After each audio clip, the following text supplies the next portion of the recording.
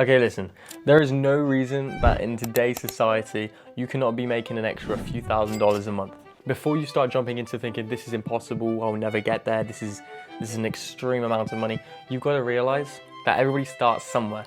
Now, as long as you're consistent with one of these business models, I literally promise you, you will make minimum $1,000 a month if you are just consistent and stick with it. I know this because one of these models helped me leave my 9 to 5, and I've sat down and spoke with like-minded individuals who have used one of these models to generate them a significant amount of money. Starting off with side hustle number 1, RSRA. A lot of you guys watching this video probably don't know what I'm going on about. So when I was working in my tech job, I met a lot of different types of customers. Those customers that would buy Amazon Fire Sticks and they would, jailbreak them, sell them for a profit. But there was this one guy who came in, and I remember we got stock of the new Starlink. Literally straight away through the door, this guy came in. He wanted 50 of these like routers. We said we don't have 50, and he said, okay, well, I'll take your whole stock. Literally wiped out our full stock in that day. And anyway, I got talking to him because he came in every month wanting all of our stock.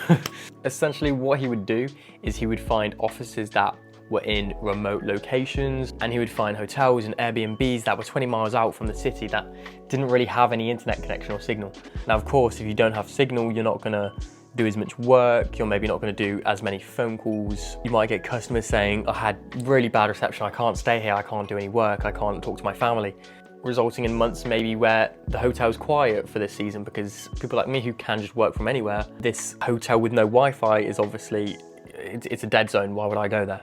So essentially he would find these people who own the hotels or the Airbnbs or the offices, and he would say, look, I know you have no signal. I can provide you with a router. I will charge you an upfront fee, and then he would charge a retainer. If anything went wrong with the router, he would then go out and fix it. And it really acted as just a safety net for the customer, so they knew they were in safe hands. He really capitalized on this opportunity, and I still think it's an opportunity now because I don't see many people doing it at all.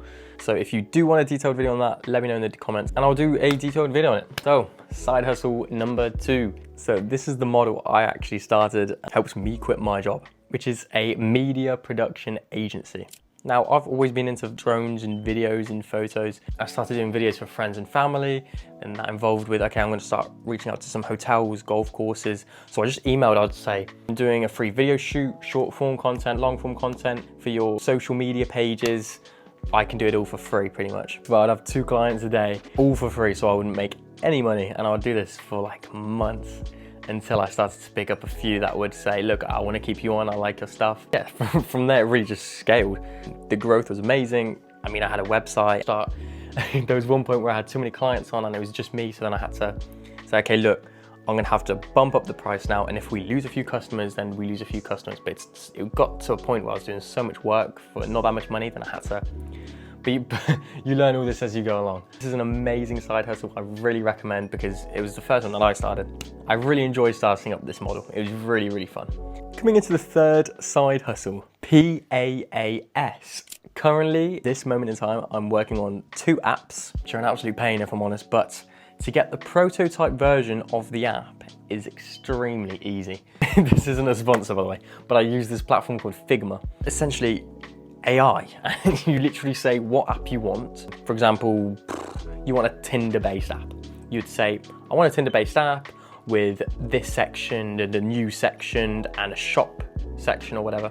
And it would literally create the structure of the app right in front of you in like that, seconds. It's insane. It's absolutely ridiculous. And I don't think many people are tapped into this. If I'm honest, I don't really know anyone who does it, but I've seen a few companies online that offer the same service. What you would do, you would outreach to people and you'd say, look, if you're looking for an app developer, even friends and family, just asking around, look, if you want a prototype of an app, I can build you a prototype of an app.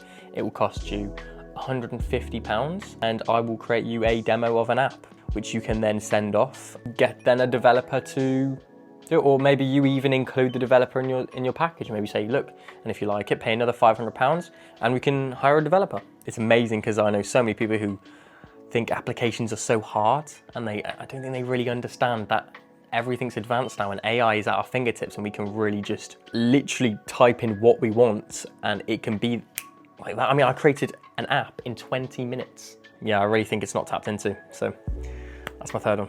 Okay, so number 4, clipping. I wasn't sure if I was gonna add this to the list, but I thought it's still a good model. I first learned about clipping off of TikTok, and I saw a lot of streamers mention how much they paid to clippers, and I was a bit skeptical at first, so I signed up to WAP.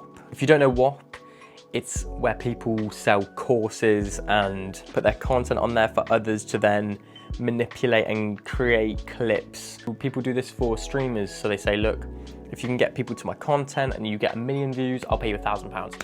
That's essentially clipping, and there are hundreds of creators making thousands of pounds a month. It's insane. That is why clipping is, I guess, in my 4th spot. Number 5. Now, this is a bit of a dodgy subject because I didn't really believe in this as much, but I've come to the realization of how lucrative this model really is. It's ridiculous. Faceless AI content. I know what you're thinking, but trust me, this is ridiculous. I sat down with my friend who I knew from high school, and he showed me these AI faceless account he had. He had 3 on TikTok, 3 on Snapchat, 3 on YouTube, and minimum views he would get per post, I'm not even joking, was about 600,000 views. He would have some with 5 million, 6 million, and I mean, the money he was making from just the views, ridiculous, like ridiculous. The only downside I see with this, I don't see how future-proof this market really is, but I mean, the money he did make was ridiculous, and I don't see why you can't still do that. I mean, if you study the algorithm and you understand what people like watching, there's no reason why you can't do a faceless AI channel. I mean, I still know channels that are doing long form content with AI. I think it was doing 10 wealthiest families in England or something like that. And it'd be an AI voice and then just stock images. And I mean, they had like 500,000-600,000 views on it. I really think if you look into it and tap into it, I really think this is a way to really make some money on YouTube. Those are the 5 side hustles I would recommend starting, especially coming into 2026. I mean, some of those models I've mentioned today, I really think aren't tapped into. If you're interested in learning more about any of these models, let me know which one in the comments. Thank you guys for watching. I will see you in the next one.